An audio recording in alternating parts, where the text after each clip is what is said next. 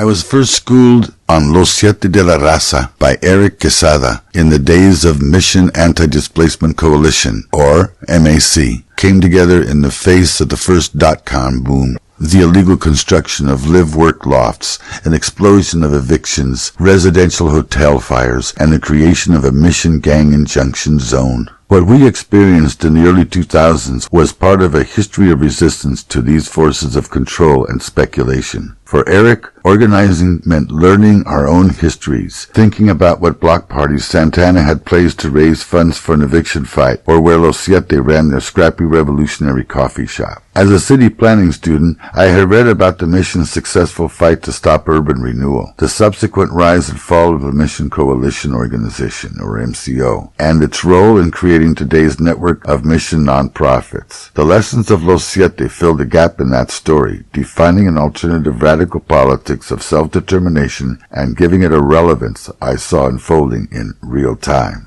What Los Siete struggled against: police brutality, a neo-colonial relationship with city government, the link between policing, transportation investment, and gentrification, and the power of capital to transform a city were the issues we were living through. Today, the community is experiencing a revancha of that fight, a second wave of tech-fueled gentrification and evictions, private shuttle buses dominating the streets, and large-scale luxury development. This is the scene of the police murder of Alex Nieto, Amilco Perez Lopez, Luis Góngora Pat, and Jesus Adolfo Delgado Duarte, guilty of being brown in the wrong place, in their own neighborhoods, targeted by tech money.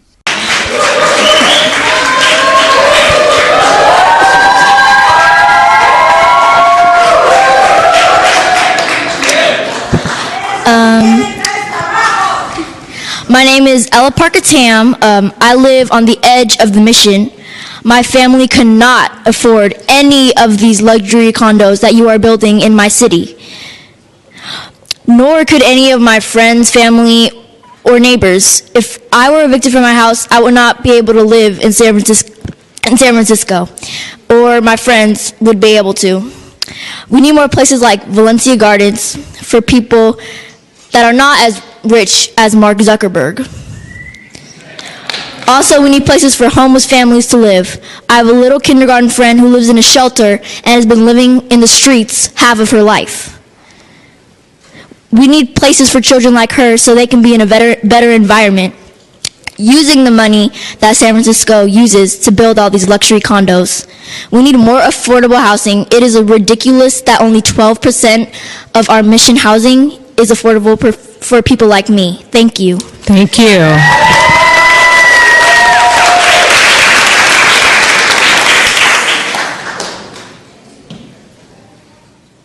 My name is Jamia Travis, and I'm 11 years old. I just graduated from 5th grade at Harvey Milk Civil Rights Academy. I live in Valencia Gardens. My parents cannot afford all of these luxury condos.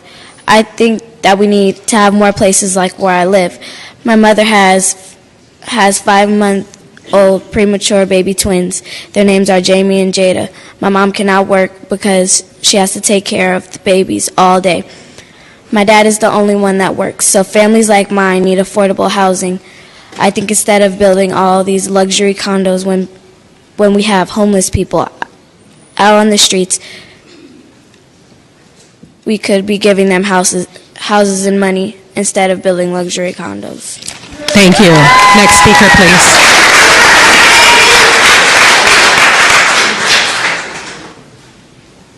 Hi, my name is Sabrina Hernandez, and I'm from Excelsior District. I've been living there for 15 years. In London Breed, you're a joke. You say that you don't have a voice. Can you please direct your comments to? Can you please direct your comments to the board as a whole and not to an individual supervisor? Supervisor, what? You're supposed to be the voice of us. You're not giving us no right. I haven't made my decision. I haven't even made my decision.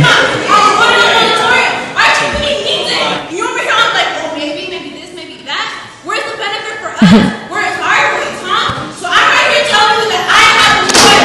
We all have a voice. voice. And no matter what you do, that we're gonna keep coming back and we're still gonna be protesting even bigger.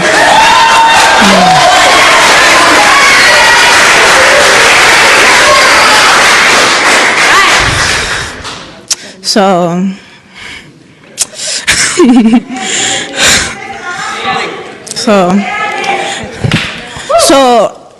I'm just here to tell you that no matter what, even if I do get misplaced, I'm gonna still come back and I'm gonna fight for my community even though I don't live in it. Because I know my people, the future children, are gonna deserve this.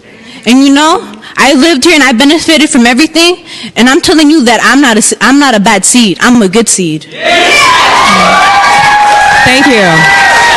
Next speaker, please. Hi, my name is Alexandra Berliner. I was born and raised in San Francisco, and by luck, I'm still here. I also represent District 9 on the Youth Commission, and I'm very fucking proud to do that. Sorry, excuse my language, but I'm proud. I'm proud of my youth, I'm proud of my city, and we're not gonna stop fighting. I'm also formerly incarcerated, and all of this gentrification, this ethnic cleansing, is kicking us all out of the city, and people like me can't live places because of my record. And other people are being criminalized because of their homelessness. And if you keep building these houses, you're going to keep displacing people and putting them on the street. And Ed Lee has criminalized homelessness, and that's not a crime to be poor. It is not a crime to be poor. We need our housing. And in order to stop mass incarceration, in order to stop the prison industrial complex, we need to stop luxury housing. We need to stop gentrification. And so I'm here today to ask that we, as a city, this board needs to support the moratorium because we need to be able to stay in our city. I was born and raised here, and I won't be able to raise my family here if we don't have a moratorium. We need our brown and black unity. We need our brown and black people to come together and realize that this is ethnic cleansing. This is colonization. We need to decolonize the city, decolonize the way that everything works here. Ron Conway, Ed Lee, they need to get out. Ed Lee asked me I swore on the Constitution that I would protect the Constitution and this city from all foreign and domestic terrorists. Our terrorists are our mayor. And you're going to be a terrorist if you don't support this moratorium. Thank you. Next speaker, please.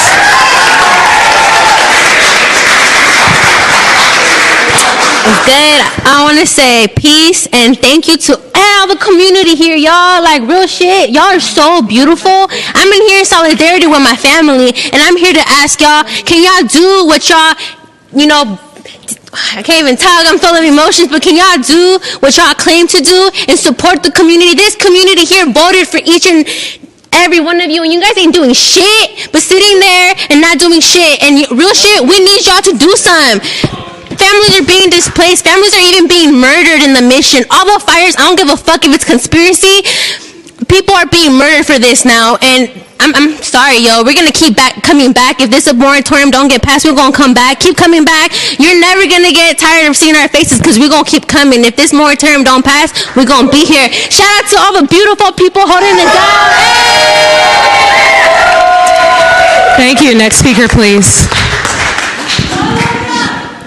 Hello. Hi, my name is Akil Mistayer. My family, I've had family living in San Francisco for 90 years. And the neighborhood that my grandmother grew up in has already been gentrified. She grew up in Hayes Valley. And I'm here to just urge you guys as supervisors, as representatives of the people of San Francisco, to actually do what you are employed to do. If you look at the average price of some of these luxury condos, like a condo in Vida, the new development on Mission Street, those are $6,000 a month. That's the rent, which requires about a salary of $240,000, which means that the starting salary for a Board of Supervisor member wouldn't even be able to cover that. So what I'm asking you guys to do is to take into consideration the people that created the neighborhood that you guys are exploiting for the culture, for the art on the walls. Don't let the art on the walls be the last reminder of the people that created the neighborhood. Don't let make sure that people who are building the buildings that you guys are supporting can even live in them. Make sure that the people that put you into these offices can actually have their day and actually have their representation. This is totally messed up. All right, thank you. Thank you. Next speaker.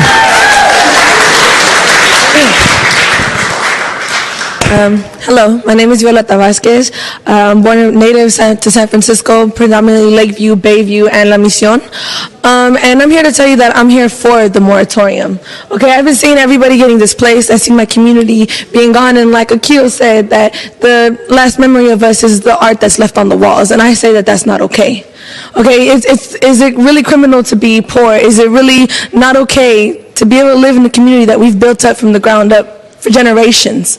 You know, having this moratorium would give us time and the energy that we need in order to be able to plan out what it is that we need, to tell you guys strategically and to really tell you guys exactly what it is that our community needs to thrive, what do we need to stay. You know, not everybody can afford a luxury condo, and most people that do are outside of state, and that's not okay. I feel the people who work the city are the ones who own the city, are the ones that should be in the city. And less and less of us are actually in the places that we called home. Less and less of us are actually being able to stay in our homes. Myself, I've been fighting foreclosure for 7 years, and I don't think it's okay for me to walk down the street and looked at like I'm the stranger, knowing damn straight that I've made this country or this city what it is. I've given a voice to youth who haven't been able to speak up today.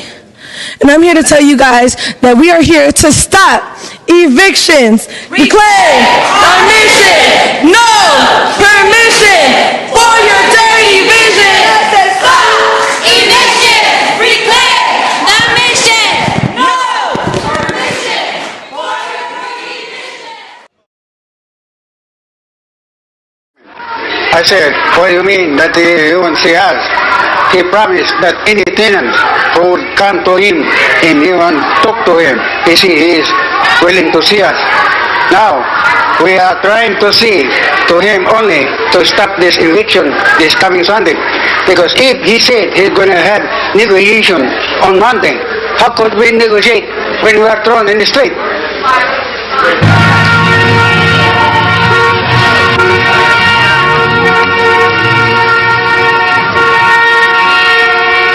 Over a span of 10 years, the International Hotel emerged as a symbol of the struggle for decent community housing. The fight for the hotel brought together the broadest coalition ever of labor, political, and neighborhood groups. The longshoremen, lady garment workers, teamsters, retail clerks, United Farm Workers, the U.S. Senate Committee on Aging, gay and lesbian groups, the Grey Panthers, Self-Help for the Elderly, Western Addition Project Area Committee, Tenants Organization opposed to redevelopment, the Goodman Building Tenants, Potrero Hill Neighborhood Association, Committee Against the Umachi Eviction, People's Temple, Glide Church. You got only a couple hundred. How many of you here? Maybe 15,000.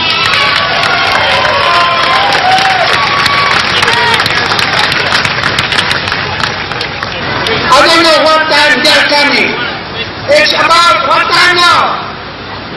It's 5:50. Where are they?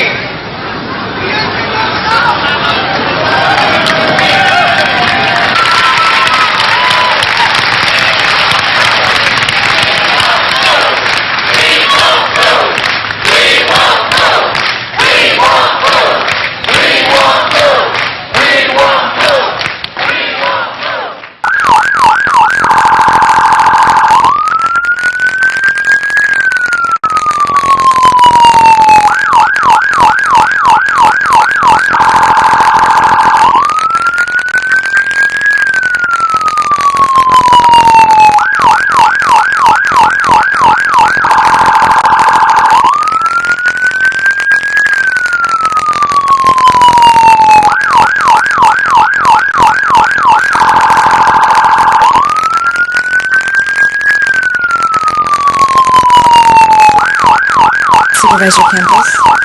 Thank you. Thank you very much. Colleagues, as you're probably aware, this past Saturday, a 5-alarm fire took place at Mission Street and 29th that led to the displacement of 58 people it impacted 7 small businesses. I actually just came this morning from the shelter where many of the victims are staying, and it's very tragic to see this happening, and I was especially touched by my conversation with some of the victims, including Marta, who is an 89-year-old woman. Bottom line is that our community in the mission feels that we are under siege. I wish that I could say to people that the latest fire is an anomaly, but the fact is that this latest fire is the latest in a string of tragic fires that we've had over the last few years. And to be frank, this latest fire is simply too much, and we as a community in the mission have had enough. Since 2015, we've had 6 fires in the mission that have resulted in displacement. 3 people have tragically died due to those fires. 6 people have been injured, and 194 people have been displaced. It is very upsetting. And the fact is that as much as we in my office have pushed, more has to be done. The city must do more to address this all too common occurrence. The loss of life is something that we cannot accept. We have reached a point in the mission where reasonable people, not paranoid people, but reasonable people believe that arson is responsible for the various fires that are taking place.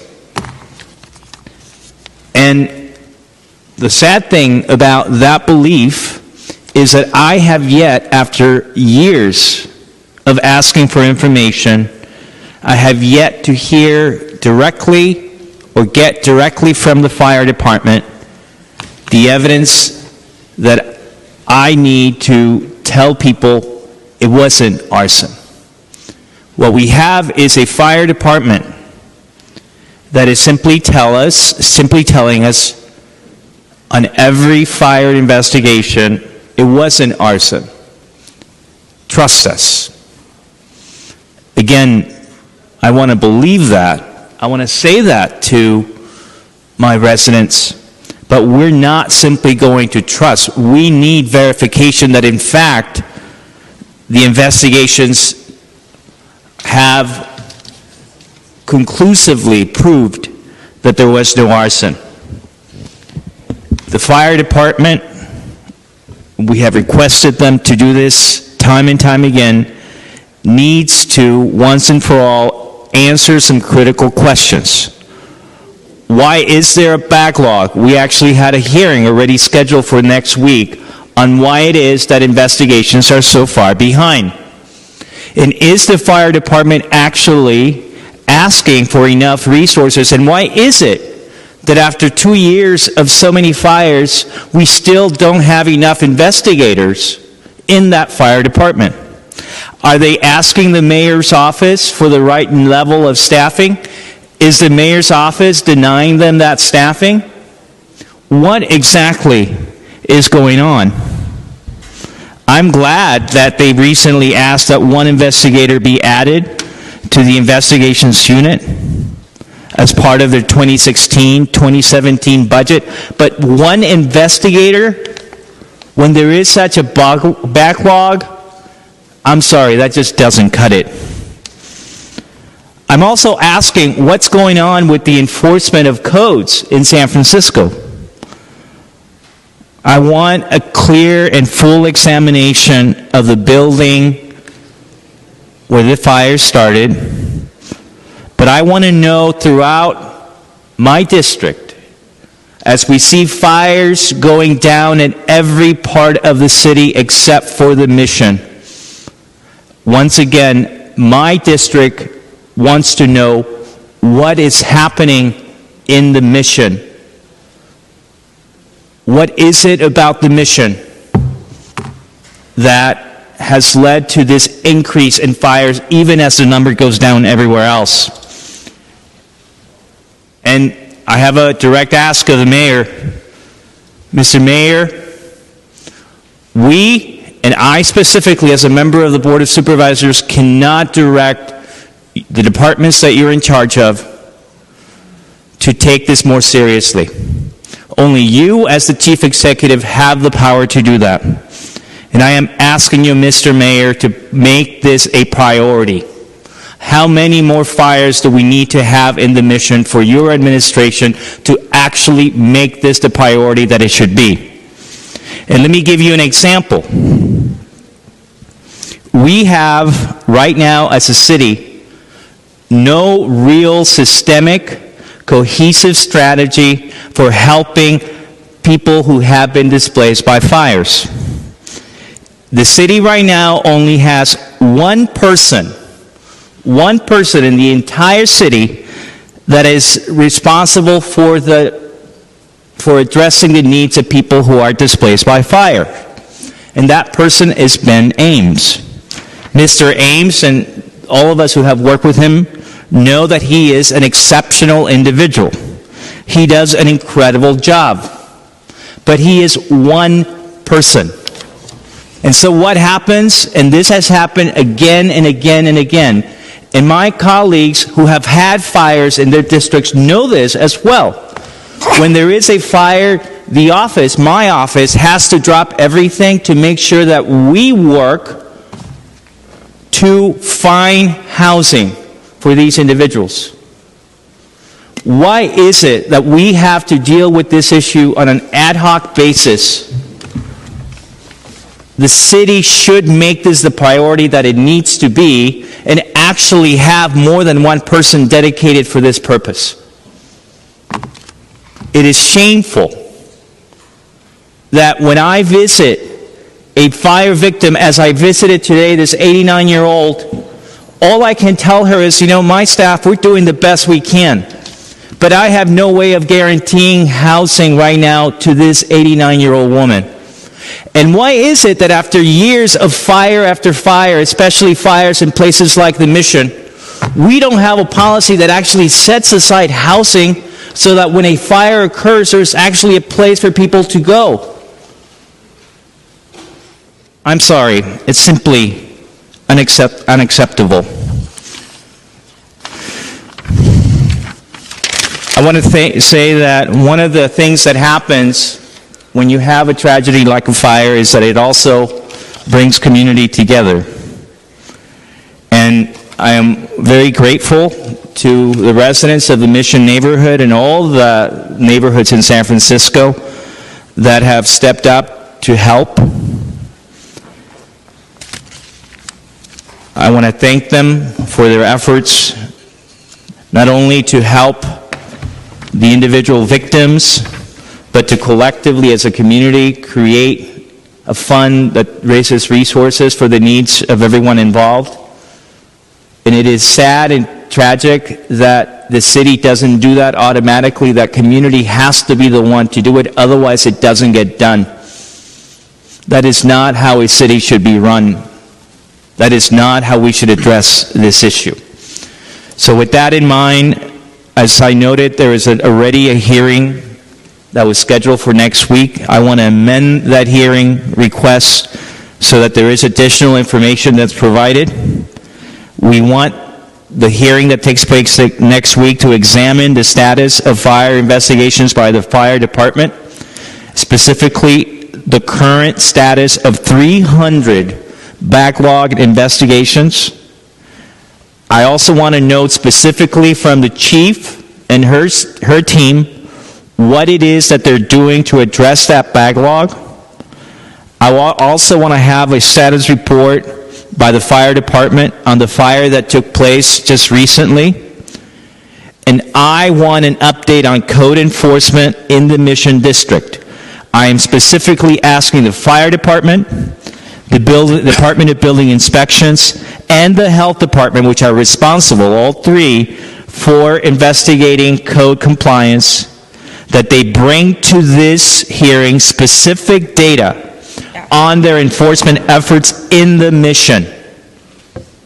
And what, if anything, have they done to address the spike in the number of fires?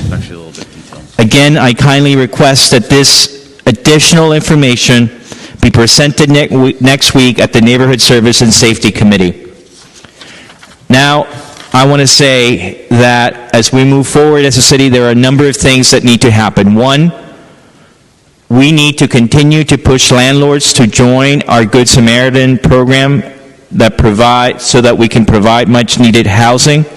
The city's Good Samaritan Law allows landlords to rent an apartment in below market rate for a limited period of time to those residents that have been displaced by a fire. If you are a landlord, if you own property and you're willing to participate, we ask that you call 415-557-5370. I also want to put it out there that the Mission Economic Development Agency, MEDA, has agreed to receive and distribute funds to the tenants that have been displaced by Saturday's fire. Any donations to this fund are tax deductible and will go directly to the tenants. You can also donate to the small business fund set up by the Mission Bernal Heights Merchants Association, who are also raising funds for the victims. And I want to note that right now there is nothing in place where the city actually has funds available to subsidize the housing of any fire victim. We actually, in my office, started doing that last year using the discretionary funds that we have access to as supervisors, which is up to $100,000. I think it's sad and shameful that after so many fires, such a fund does not exist for the entire city. In a budget of $9 billion, almost $10 billion, why aren't we doing more? Mr. Mayor, why aren't we doing more? The rest I submit. Thank you, Supervisor Campos. Buenas tardes. My name is Roberto Hernandez and I'm a native of El Barrio de la Misión. And we are here in solidarity with our black brothers and sisters. So I'm going to give you a little snapshot of what's going on in El Barrio de la Misión. 8,000 Latinos have been evicted from El Barrio de la Misión, while 6,000 white techies have moved in. These 6,000 white techies have the privilege of going to Dolores Park, drinking wine, drinking beer, smoking weed, and the police never fucks with them.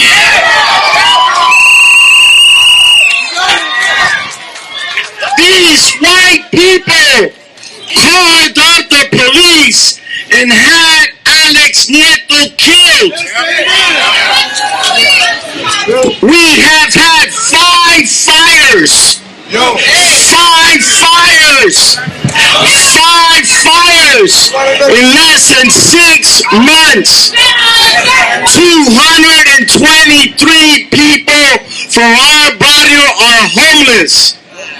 And now that we're talking about homeless, there are 3,000 children.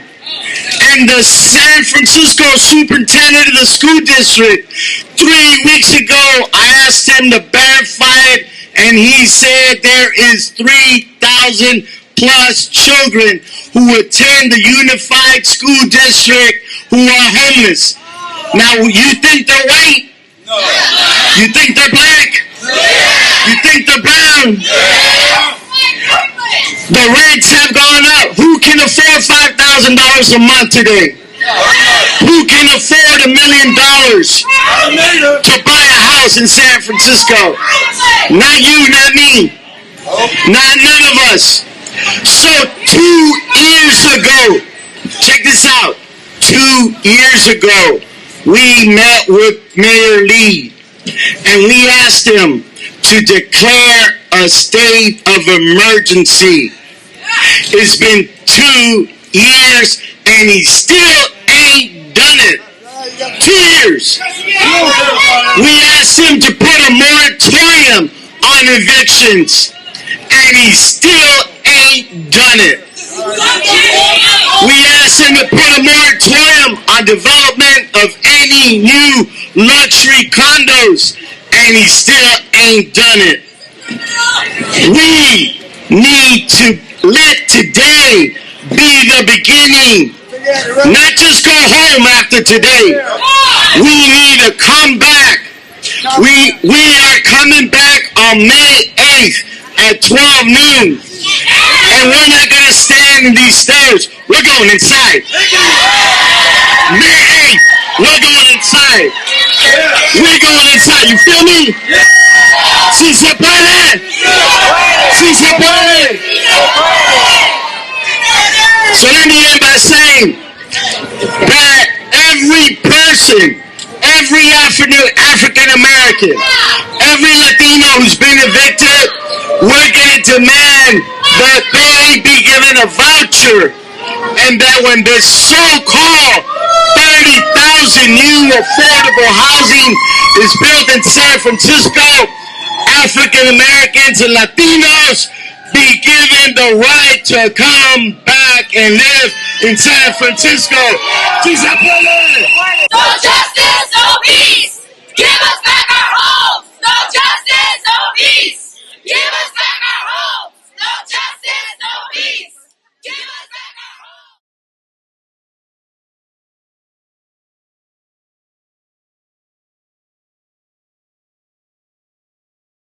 Well, we're here supporting the community, fighting for our neighborhood, fighting for our culture, and we just want to make sure that we're heard loud and clear, to developers, to realtors, to City Hall, to let them know that we are demanding affordable housing in our neighborhood and to support our community.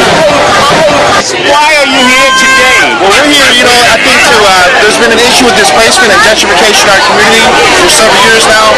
I think that the sleeping giant is awake now. I think this is the time, a time in history, a very important time in history to address gentrification, to address displacements. It seems like a gold rush out here for some people, and we don't believe that we're going to be taken advantage of. We're not just objects that you can just move us around in that way. And this is all about community. This is the epitome of community coming together for keeping what's ours, what is rightfully ours as people, as community. I think you even said it, Mr. Interviewer, that internal colonialism is the issue at hand here. And so this is what we're doing here to address that. Fantastic. Just hold it right there. Let me ask you a question. One, what is your name? Alfredo, what are you doing here? Alfredo Moreno. What are you doing here? I'm here supporting this movement. We're tired of born and raised in the Mission District. It sucks seeing, families getting evicted, families being pushed out, kicked out of the neighborhood. The neighborhood is not what it used to be now. It's not ours anymore, It's time to take back what's ours and take a stance against gentrification. Right on. Hang on. What's your name? Andrea Martinez. Andrea, why are you here today? To support all of our community members in the mission because they deserve to live here and to have affordable housing. Thank you very much. Start off easy. What is your name? Cecily. And what are you doing here? I'm protesting for gentrification. All right. Thank you very much. Thank you. My name is Evelyn Nieve. I'm a journalist. I'm covering this. What are you doing here? I'm covering this for the nation. I'm doing the story. All right. Have a good time. Thank you.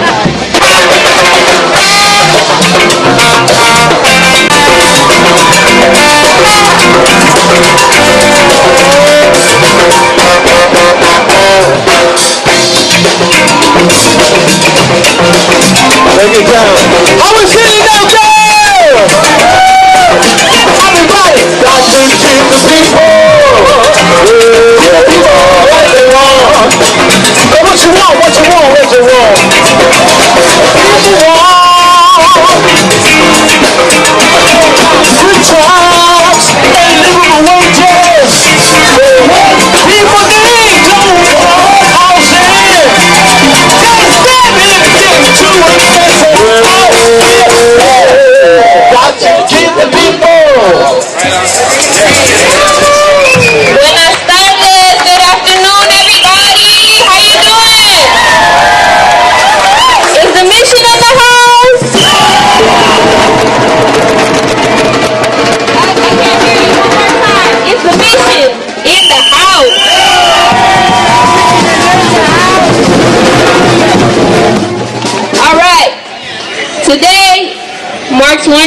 that we started this movement on the street, but this movement has always been inside of us.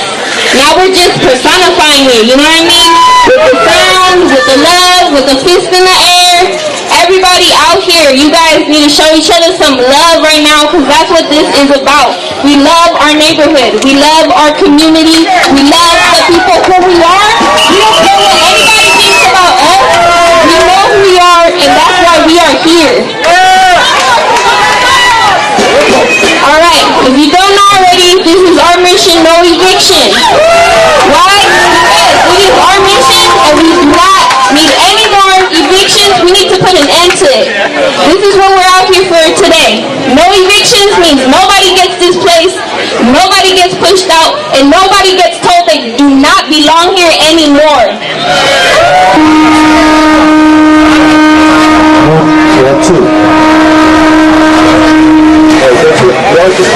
Can you repeat that again? Check.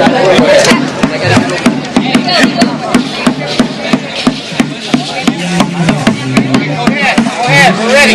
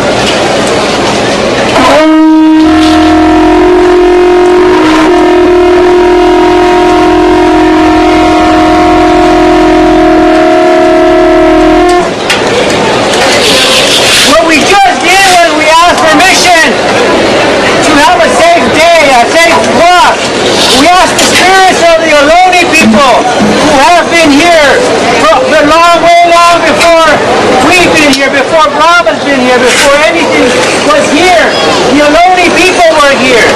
So we asked them permission so that we can have a peaceful day. Because sometimes we think we are right, and it's not that way. We're just travelers. We just come to borrow the space, to just leave it the way it was and even better than it was. So we just want to ask that way in a humble way, and we'll leave it to you guys. I don't know what our part was to be in this, but you guys sound good. We're always shift over for the good cause. So we'll join you guys in the back, and we'll let the good people do their thing. Thank you guys again. So how many of you are tired of your neighbors being evicted? How many of you are tired of your rent going up? How many of you are tired of seeing another house in the mission with scaffolding in front of it, knowing that families in there have been kicked out? Raise your hand if you know there's an election in November. So, after months of community meeting, the tenant convention in February, there was a citywide tenant convention where tenants from all over the city came together and talked about how are we going to use the November 4th election as a really important moment and tactic to pass bold, strong tenants' rights legislation in San Francisco. How many of you all were there on that February 8th day? And what came out of that meeting was Proposition G, the anti-speculation tax. And what it is going to do, it is going to put a curb, it's going to tax house flipping. It's going to make sure that if someone comes into our neighborhood, buys a home, evicts all the tenants, and then resells it in less than 5 years for 3 times what they bought it for, making massive profits off our homes and off our people, that they're going to have to pay us back. does that sound, y'all? So on November 4th, please remember to vote yes on G, because it's not just about speculation. It's also about that development at 16th and Mission, right? That is connected to the speculative market. When an SRO next door to the proposed 16th and Mission development goes for sale to be flipped into possibly terrace rentals, that is the way speculation and house flipping is connected to massive market rate development. So we're going to fight all of it, and we're going to start on November 4th. So please, make sure you vote, y'all.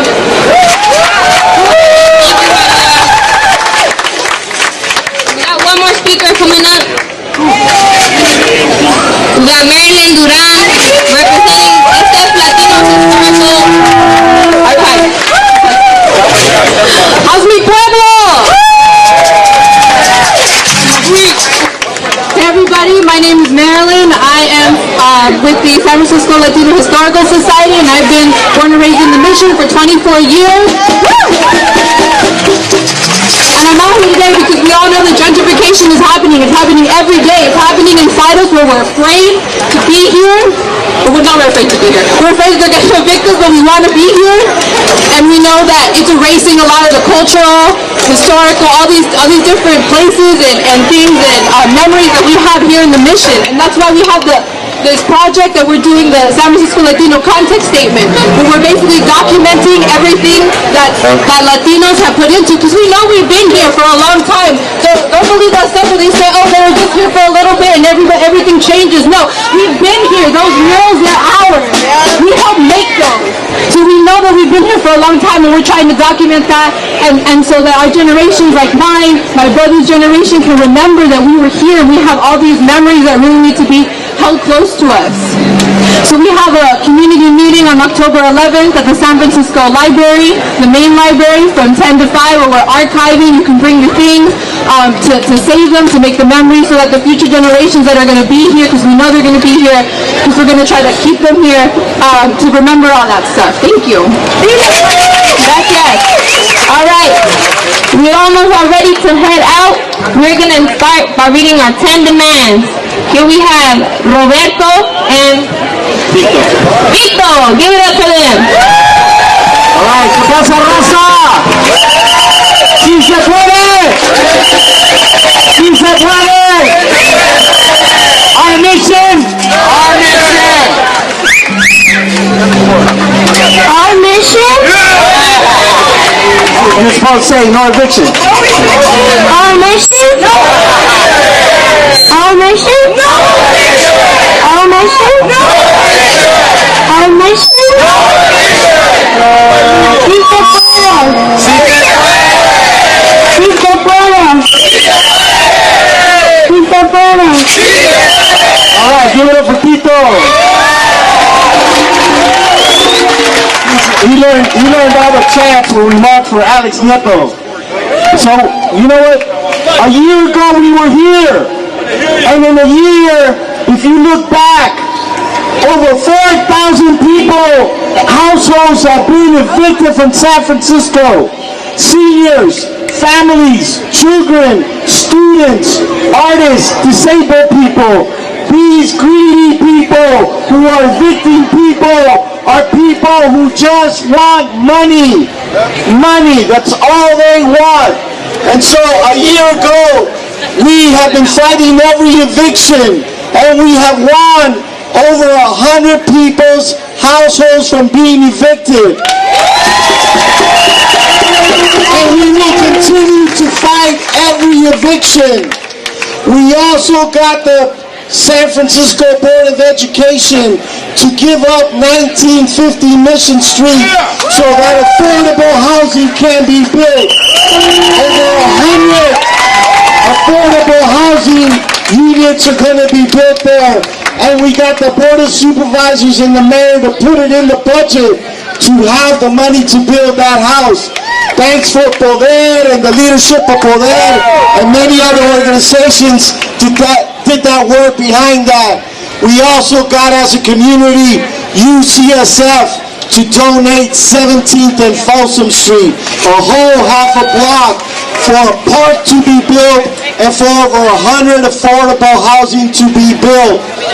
Those are some of the victories that we have had in the last year, but that's not enough, because every day somebody's being evicted. Not only families and seniors and artists, but you look at Flag Store on Market in Valencia. They're being evicted because a greedy landlord wants to build 160 luxury condos. We have a greedy developer who wants to build on 16th and Mission. So we got our work cut out for us. We are here today to continue doing the work that we need to do to protect and save the soul and corazón of not only La Mission, but of San Francisco. So give it up! Give it up!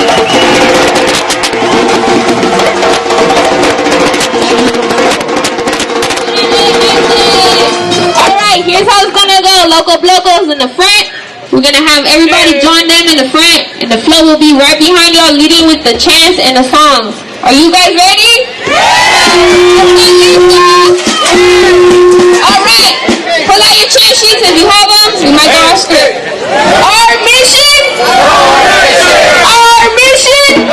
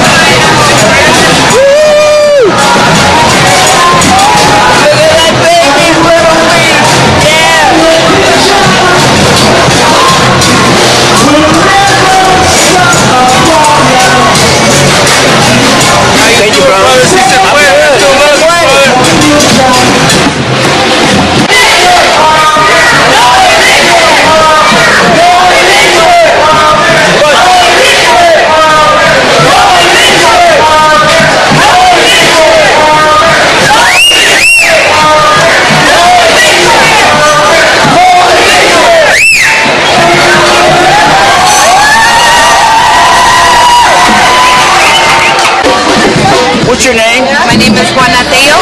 And why are you here today, Juana? I'm here to support all the families, all the working families of color who are here in San Francisco who helped build the city, who unfortunately because of the rising cost of rent and the high cost of living in San Francisco are being pushed out of their home. I'm here because we need to take action to defend these families, to let people know that they don't have to fight in isolation. A lot of times when we're fighting these evictions and foreclosures, we feel very isolated, feel powerless, but when we come out together, we can see the power of community community and the importance of us working with adults and youth to build a movement together to defend our home. Fantastic. Let me see your sign. Look at that sign. Get down.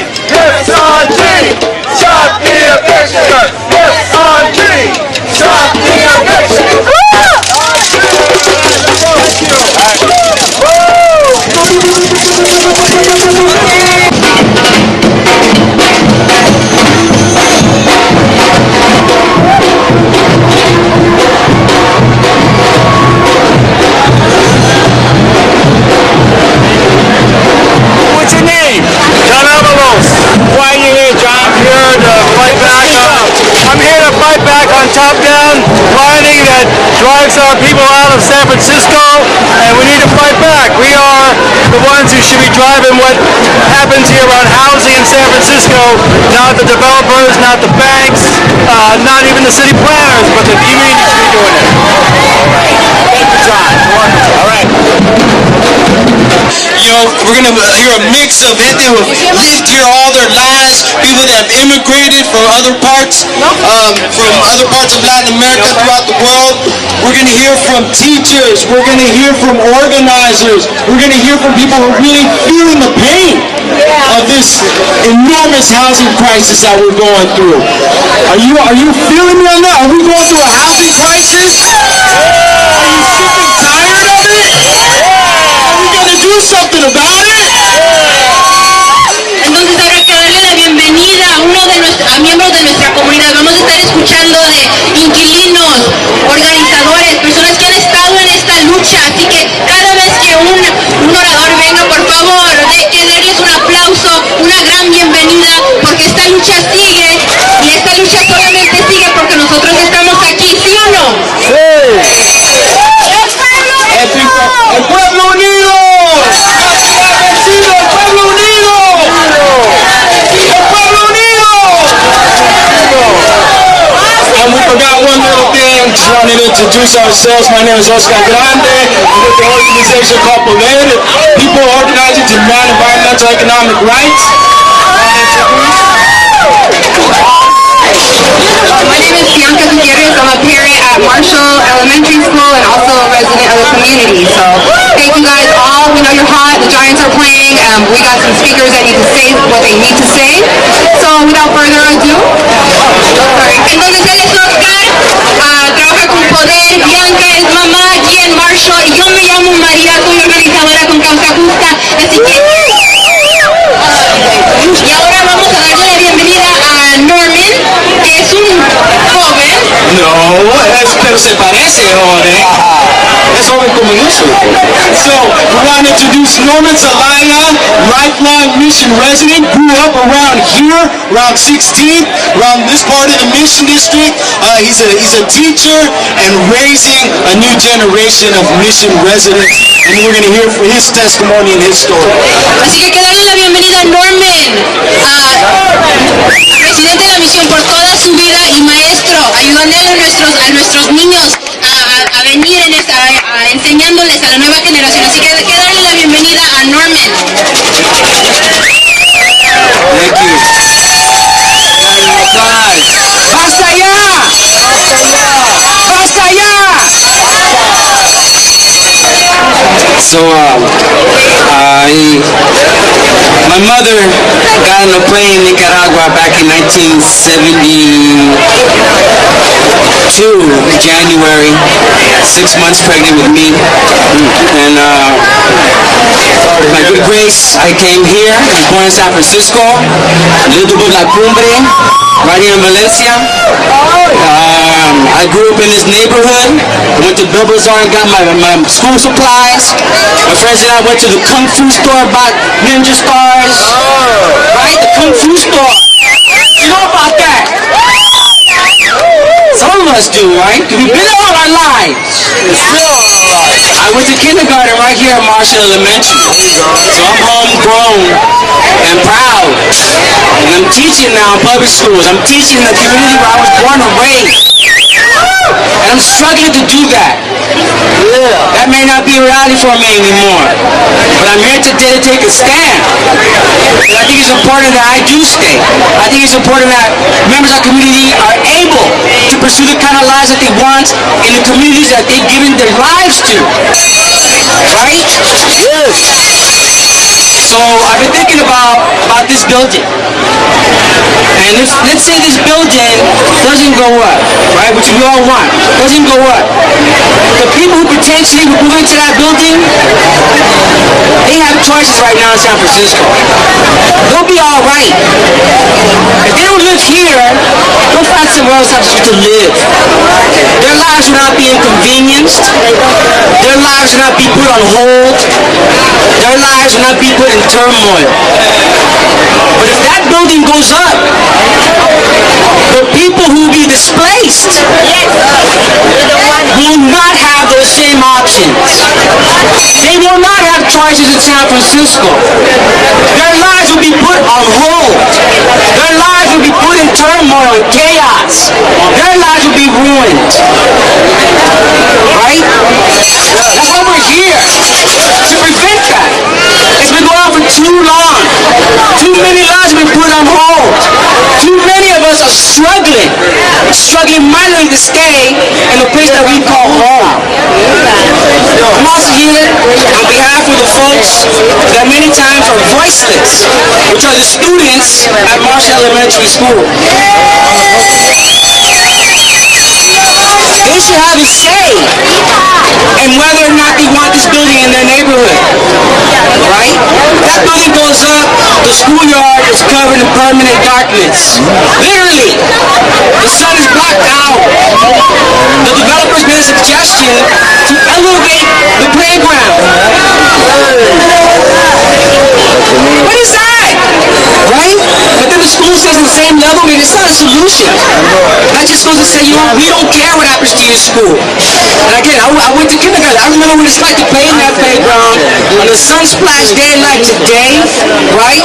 To have that taken away from you and you can't say anything about it, that's an injustice. And that's also why we're here to prevent further injustices. Basta ya!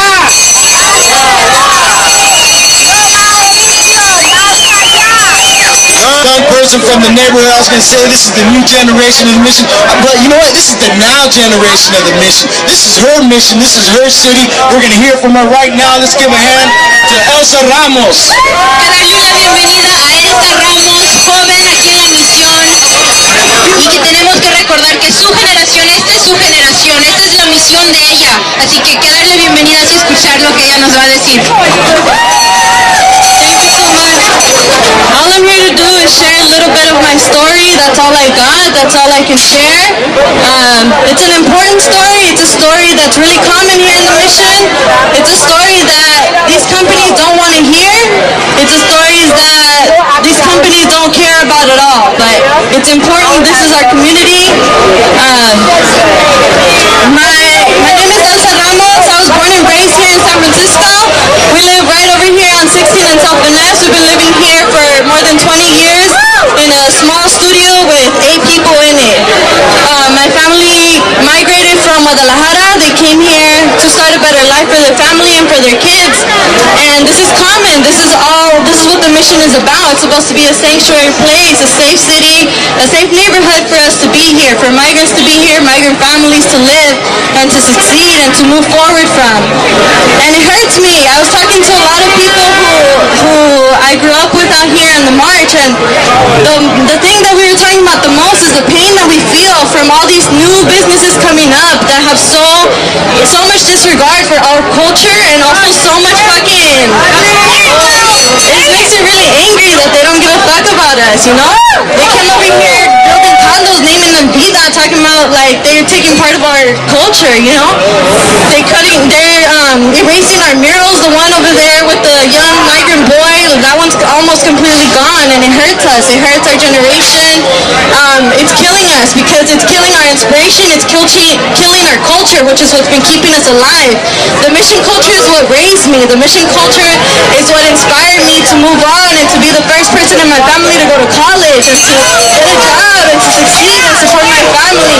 And now they're trying to take that away from us. So I'm worried for my younger brothers. I'm worried for the next generations. Like, what are they going to have? They're going to have to live around these people that they can't relate to. They're going to have to live with these people that look down on them, and that's fucked up. Thank you all for coming here. Thank you all for listening to me, and stay inspired and keep pushing forward. Thank you so much. Up next, I want to introduce Paula Tejeda, local merchant, small business woman, Chile Lindo, right down the street. So let's give it up to her and her story.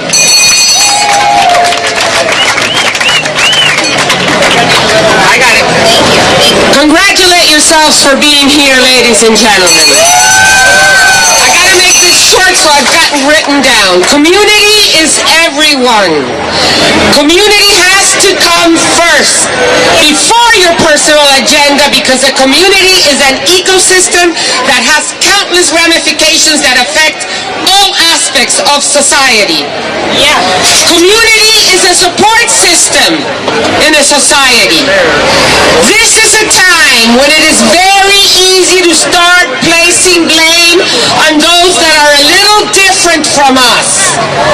Be careful that you do not become the racist just because someone like a developer, a techie, or an activist looks different.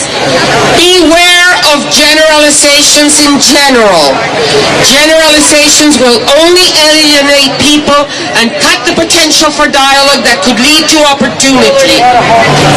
If we keep our eyes set on the goal, which is to help the people living in the streets and utter devastation, create more affordable housing, keep people from losing their homes, and keep small businesses from closing, then we are creating the opportunities we need in the mission. Let's find a way to channel funds to our local social programs, schools, cultural groups. Again, that is where we need to place our attention. Negotiation. Remember that everything is negotiable always. If there is $82 million to build a building, show us the budget allocated to create a safety net for those that are directly affected by this mega construction project. As a united front, we are making sure that the developers meet the needs of this community. This united front has to grow more and more and include all sectors of the community. This united front has to grow more and more so that through communication among one another and trust with each other and embrace all groups that make up this community. People are power, and we're providing the solutions. Pointing fingers will only splinter us and we will lose our power. There are people with integrity in all circles, just as there are people without principles in all circles. This movement is rooted in years of activism in the mission, and it is only getting stronger and stronger. So big capital. Now is the time to start changing your modus operandi, stop with your bulldozers, and start applying consciousness to the equation. Thank you. Gracias. Venir a decir cómo este desarrollo va a afectar a los compañeros que viven en los hoteles. First of all, I want to give love and respect for everybody that came out to here. The mission, the neighborhood is strong. The warriors of the neighborhood that came out today to stand up for their people, so I got to give you love and respect for that. I'm here to talk about what's going down in the SROs and how this development is going to affect the people there. SRO hotels, we got like the U, we got the Eula, Grand Southern down there.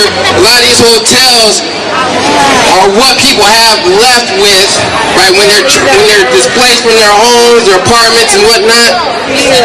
What they're left with is these SRO hotels before they become homeless, a lot of the time. Right? It's one of the last bits of affordable housing in the city.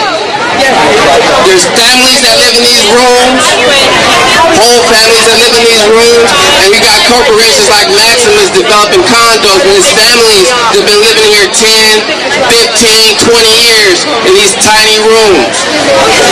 The conditions in the buildings are extremely horrible,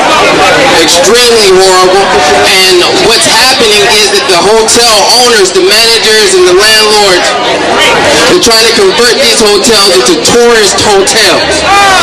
They got people from France and all kinds of places coming over here, right, displacing people who've been living in the mission, who've been living in San Francisco for a long time, right? These places should be homes. They shouldn't be places for tourists to come on in and visit and continue to gentrify the city, right? So it's one of the things, I don't have a lot of time. I just want to leave y'all with that. We have to include the people that live in the residential hotels in this fight and this struggle, and some of the what contributes to the vibrancy of the neighborhood. Right, folks have been fighting these hotels for years. Several organizations representing them. They represent themselves. Right, so show the brothers and sisters some love, show the families some love. Right, all power to the people. For the land.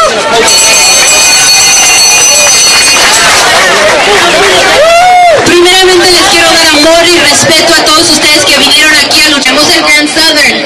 Esos son hoteles donde ha vivido gente por años. A veces toda una familia vive. Maria, some love.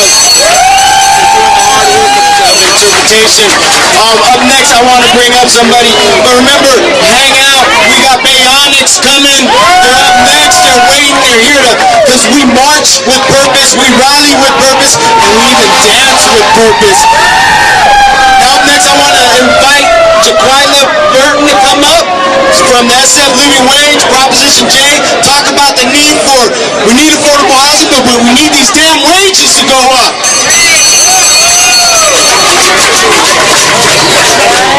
Darle una bienvenida a Tecolote Burton, que viene aquí para hablar con nosotros de la propuesta G, la propuesta J, porque no solamente necesitamos que las rentas bajen, pero también necesitamos que los salarios suban, ¿sí o no?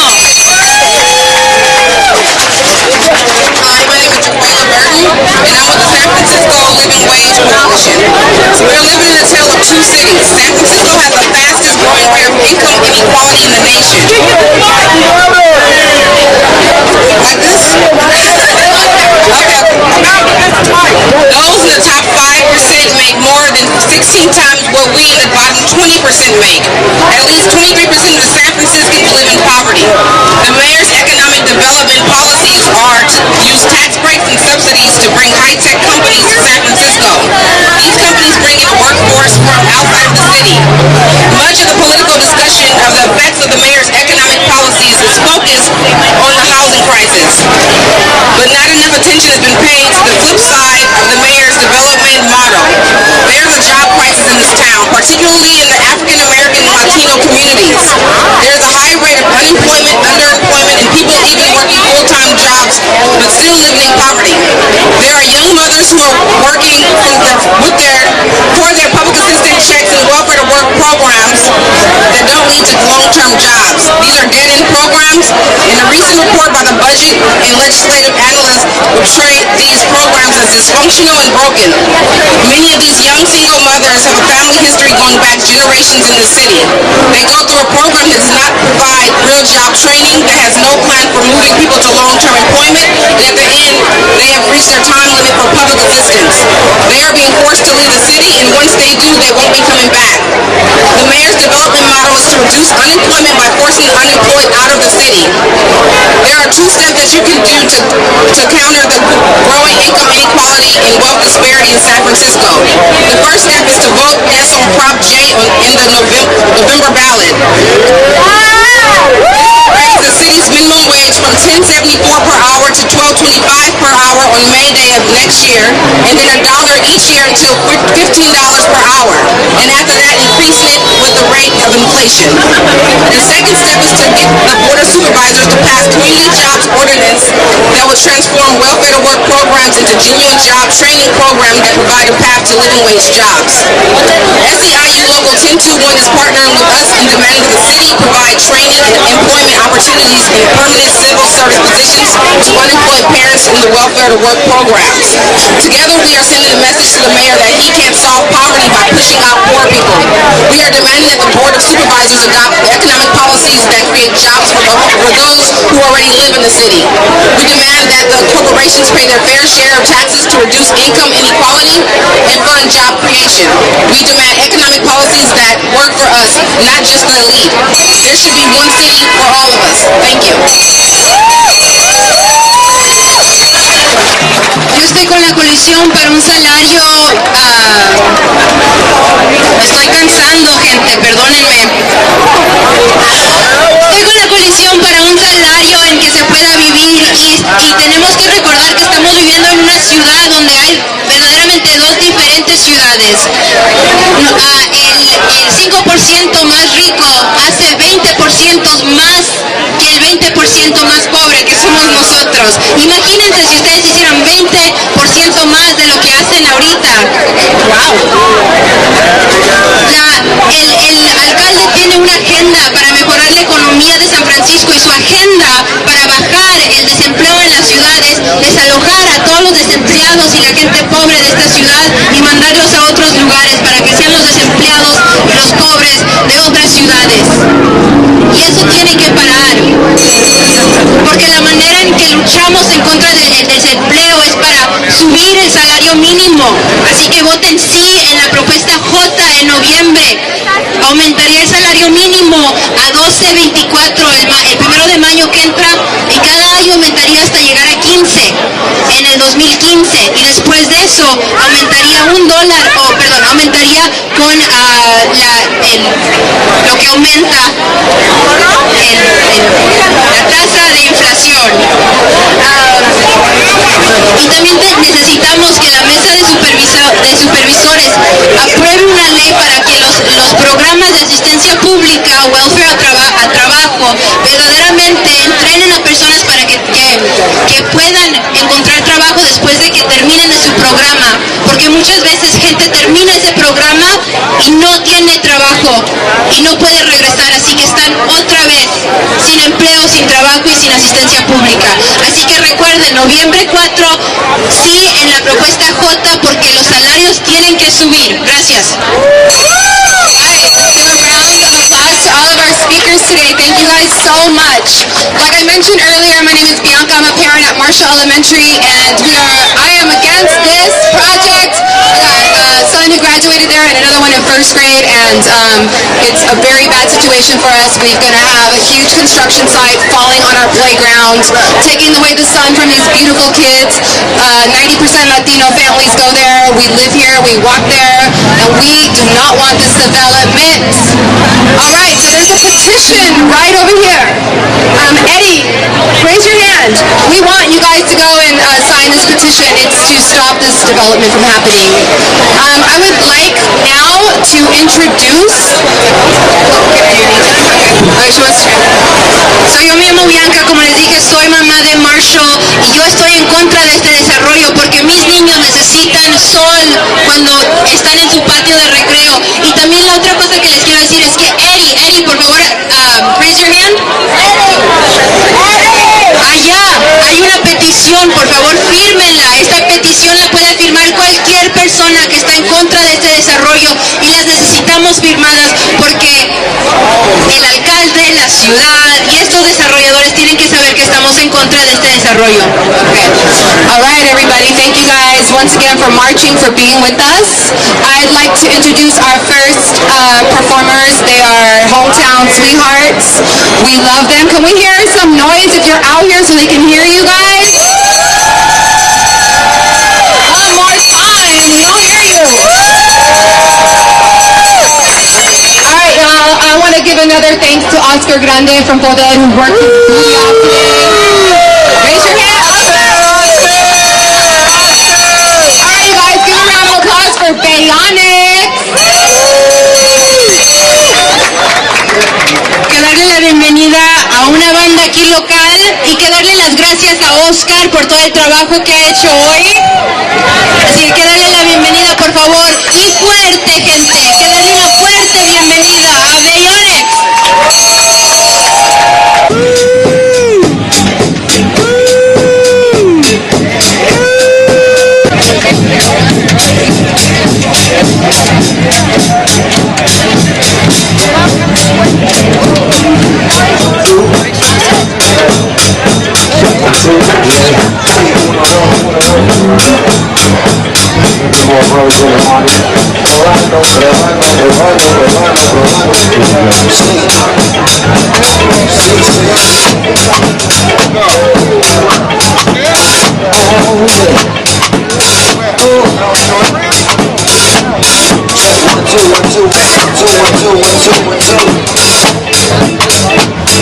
San Francisco, ¿qué pasó?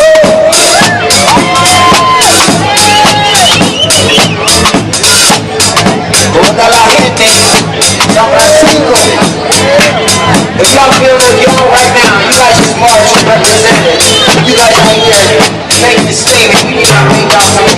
some noise right now. Come on now.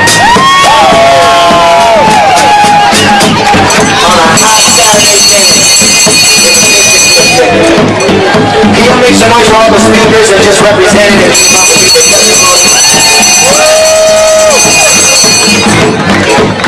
There's a lot of truth in everything you just said there. We go by the name of Mediarts. We are a band that started born and raised here in the Mission District. We are very honored and proud to be out here representing.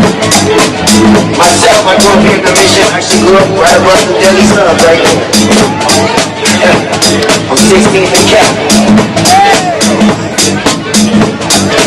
So we are definitely... Come on, man, what kind of shit is that? Did you hear Bionic move to Montana? That ain't gonna work out. What's going on there? We gonna just switch it up, you know what I'm saying?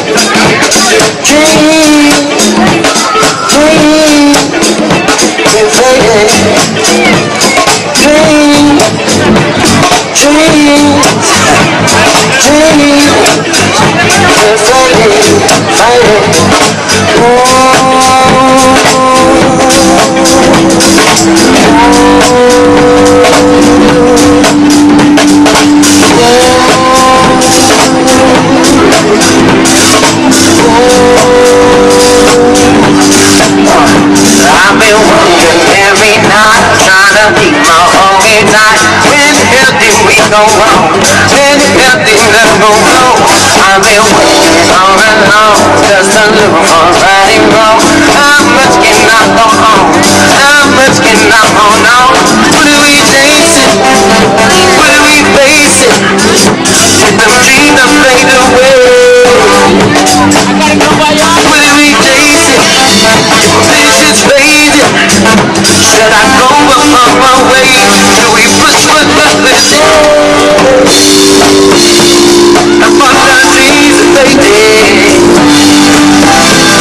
Is this what we've anticipated? It's time to stay.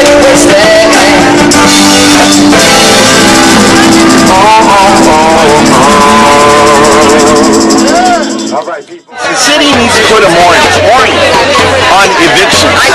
We made that demand a year ago, and the mayor and Leno and Campos and Amiano said we're going to go to Sacramento and we're going to change the law to protect San Francisco. We weren't in agreement with that at all, but we supported that. We went to Sacramento and we went and fought the fight, and at the end of the day, they were not successful. Campos, Amiano, the mayor, and Leno were not successful in getting a moratorium on evictions from LSACs here in San Francisco. And so we're back to stating to the Board of Supervisors and the mayor that they need to put a moratorium on all evictions in San Francisco to protect the people of San Francisco.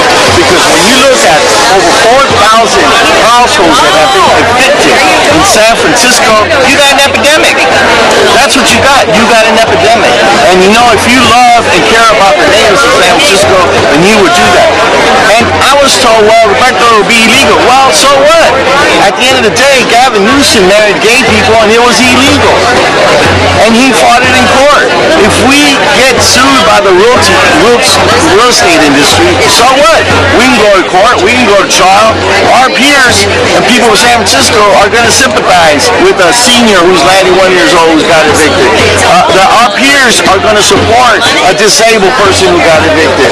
Our peers are going to support a family who got evicted. Our peers are going to support the artists. At the end of the day, any judge and any jury in the right mind is going to uphold a moratorium of evictions in San Francisco at the end of the day. So, getting back to Campos's legislation, he's got to do more. That's not enough. Because at the end of the day, yeah, you can say, well, the buyouts are going to cost more. Well, let me tell you, the industry, the real estate industry has created LLCs. No longer is it landlords. Now it's LLCs that are going in and evicting people, and they got money. They will pay you to get out. They will pay an arm and a leg to have you move out, because they know once they move you out, when they flip that house, they're going to make more money and won't cover the cost of the buyout. That's the reality of what's going on right here. So buyouts and increasing the fees on buyouts is not the solution. The solution is put a moratorium on evictions in San Francisco. Protesters in the Mission District rallied on October 4th to mark the one-year anniversary of the fight against a proposed market-rate development at the 16th Street BART Plaza, an area where the Mission's low-income and homeless have found sanctuary for many years. Activists and locals fear that the project at 1979 Mission Street threatens to displace the neighborhood's historically working-class and minority residents.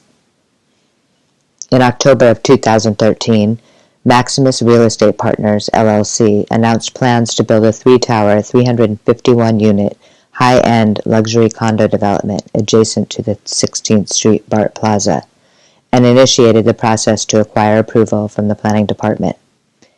In response, more than 50 community organizations have united under the loose banner of the Plaza 16 Coalition and have pledged to oppose the project. Many of us always had the dream that 16th Street could not be gentrified, said Lara Guzman, director of the Mission Neighborhood Resource Center, MNRC, a homelessness advocacy organization located a few blocks from the plaza. We always thought that they would not dare come to our neighborhood. We were wrong.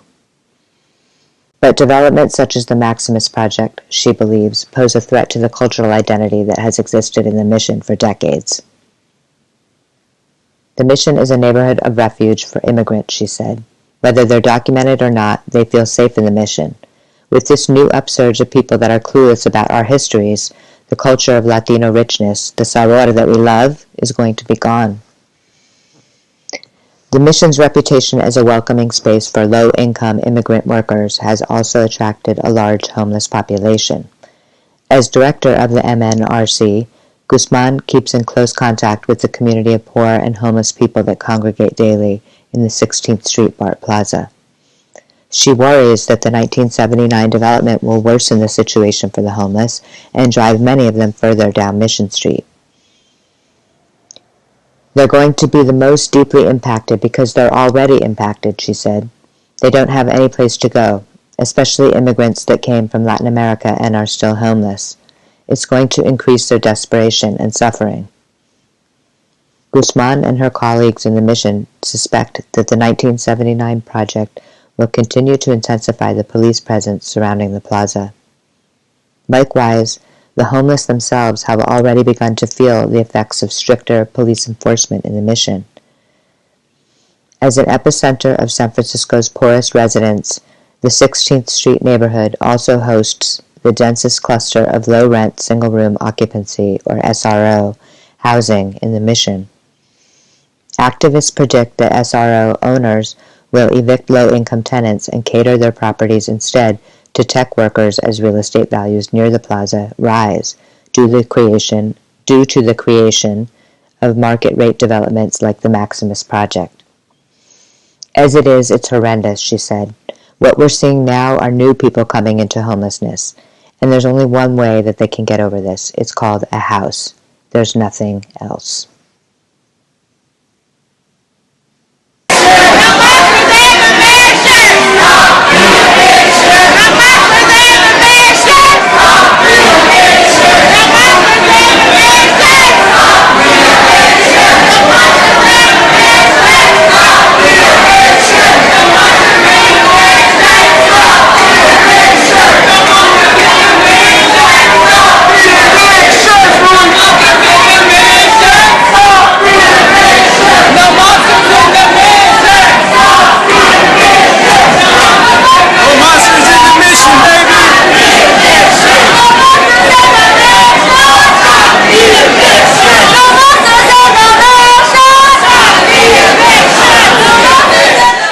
Plaza 16 moves forward with making the marvel in the mission a reality.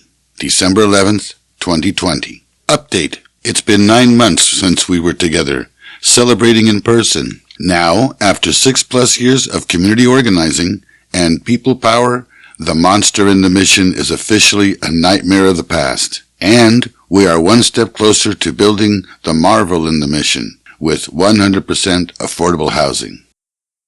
As a result of the pressure from neighbors, community members, tenants, families, and students, Maximus Real Estate Partners was forced to sell the site at 1979 Mission Street. Crescent Heights purchased the site, and it has officially been handed over to the city to construct affordable housing developers, MEDA, and Mission Housing with the guidance of the community to construct the marvel in the mission.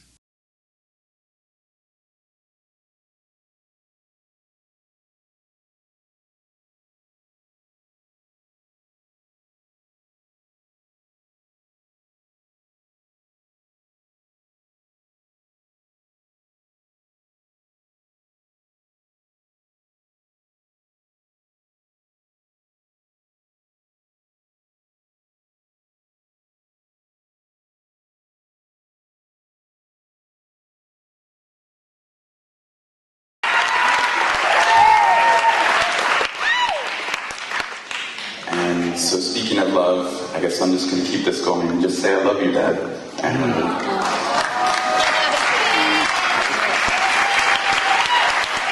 right. Give it up for Renee Yanez.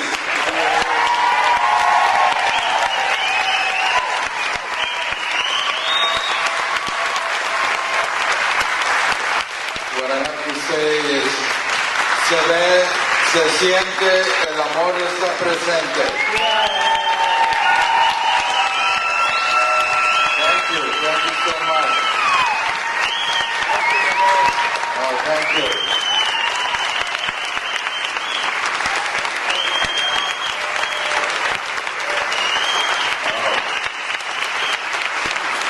Thank you.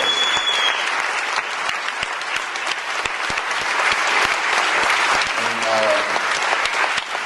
I'd like to thank my son Rio and again Stacy and Sara and all the performers, Bomberas and Sherry Moraga and everybody. I really feel it deep inside. And also there are some people that came from Laredo, Texas, Rosie Leanda, Ricardo Leanda, Juan Garza from Los Angeles, Laudine Osher from Mexico. So I'm very humbled that these people made the trek to be here tonight. You know, Vic Salina said, "This is so wonderful. You should get evicted more often."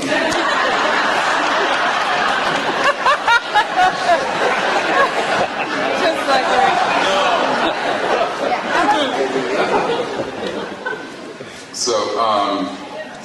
So one thing I do want to point out, I've been in this city, I've been in the mission for a long time, and one thing I do want to point out that back in the day when the BART first got to the mission, there was a mission coalition got together to resist redevelopment. And I have to point out what happened to the Fillmore. The Fillmore had a lot of soul. I used to go to Minnie's Can Do. They had great blues, great jazz, great culture, great artists. And redevelopment went in there and sucked the soul out of the Fillmore. They sucked the soul out of the Western Addition, and now it's Hayes Valley. So we have to resist. So in one of the resistance thing that interventions, Mia Galvis from Encantada Gallery got evicted.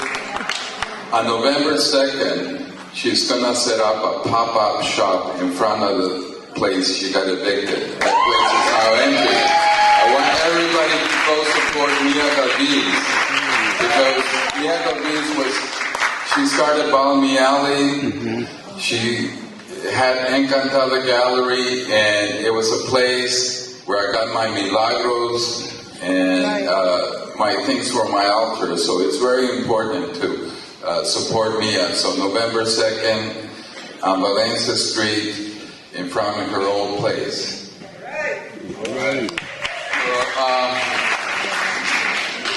So another thing I'd like to point out that the Galleria worked for 17 years on 24th and Bryant. And a lot of things were born there. Asco from Los Angeles, Harry Gamboa, Marisela Norte, Bronx. They came and they had a lot of influence, not only in the mission, but throughout the city. Their performance and interventions that they did set a precedent. So, and also Guillermo Gomez Peña, Culture Clash, Marga Gomez, Monica Palacios, and I do want to give a shout out to Jose Antonio Burciaga. He was a very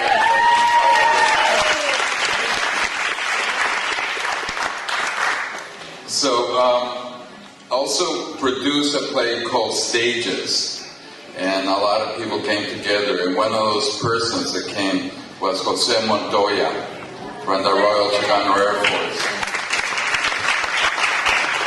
He was part of the Stages, and he sang The Derelict Dog and Look Like Cadillac, and he had a lot of profound influence. His Chicanismo was art with social activism, and it had a lot of influence. So I want you to think about Jose Montoya and all the wonderful things he has done for the Chicano movement. And I got to meet Richard through his father. And also, I want to invite everybody tomorrow. I'm going to be at Solmar's Cultural Center between 11 and 3. I want to invite everybody. It's at 934 Brandon. My son Rhea and I work together.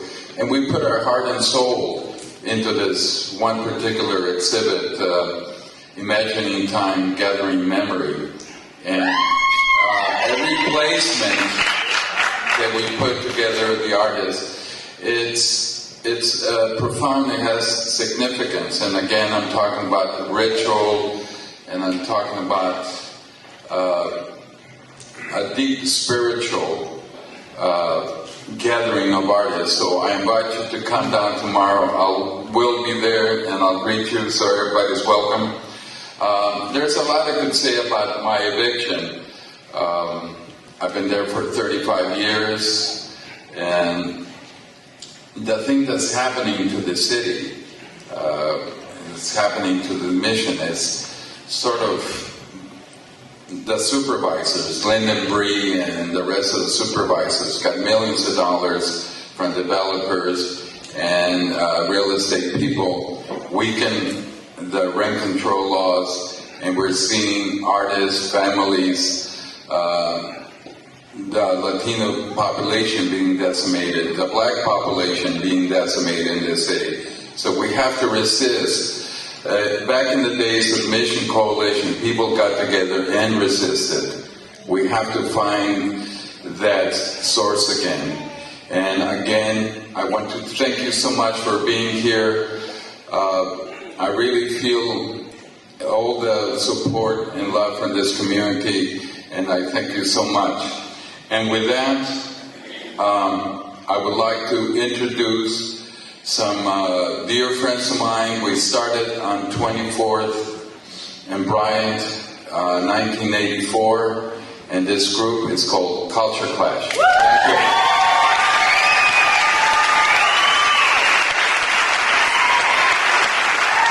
Las Bomberas de la Bahía, give it up.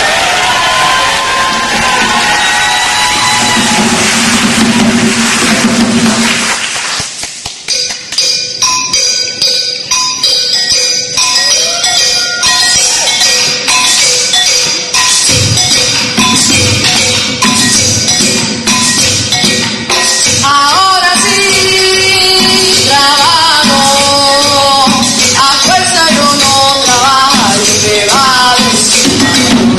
Ahora sí, trabajo,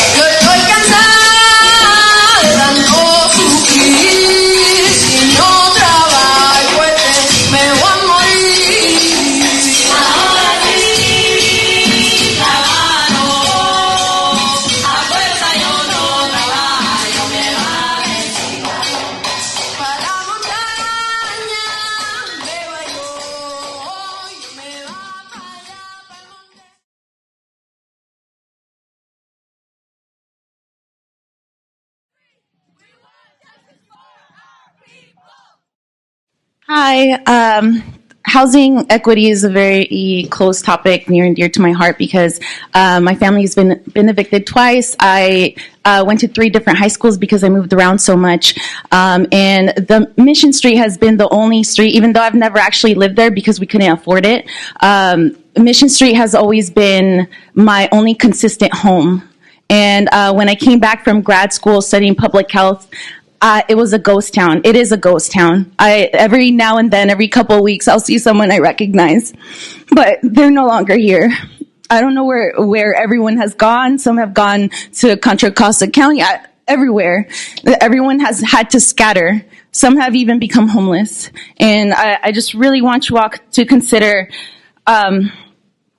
really consider what we have to say today, because it is a public health issue. If we don't have access to housing, everything else in our lives fall apart. So really, really consider this. This can really affect people's lives. So please, please find it in your heart to figure out how we can make sure that we have affordable housing for our community. Thank you. Thank you. Next speaker, please.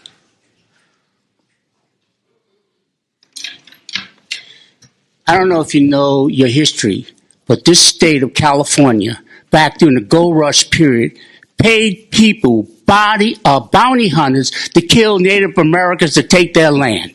You're part of that. Because through you, an established system of capitalism, you're allowing these developers to kill us. Fuck you! You know what I'm trying to say? You want respect because you sit up there? Well, give us our respect. What the hell you think's going on today? You make that little girl cry. You make old people come in and beg for you. Hell no! You're wrong. Stop being bounty hunters for the rich and famous. We are like your children. We are like your cousins. We are human beings, and we want and we will stay in our community. I don't give a fuck what you do. We have to survive. We will survive. Don't side with them anymore. I'm telling you, because we're going to come knock at your front door. We're going to be at your door in your children's school telling them what you are really about. Are you for the people? Or are you for the rich people? You have to make a determination. Or maybe you made it already, so I don't give a fuck who you are then. If you don't come on our side, then you are subjective to the power of the rich, and we will fight you to the end. Good night. Thank you.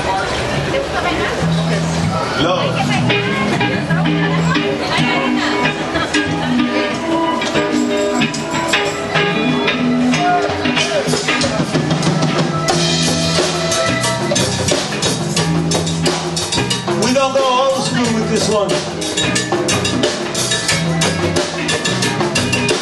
Mother, mother, there's too many of you crying.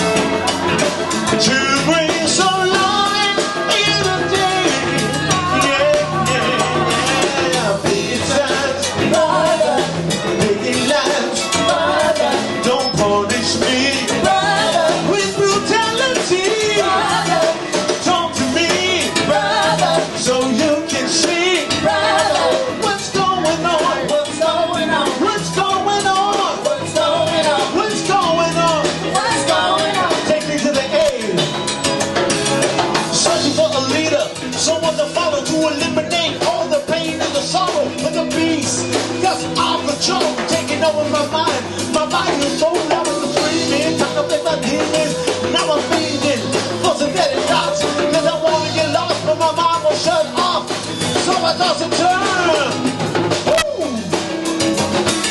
Que viva la raza latina, sí.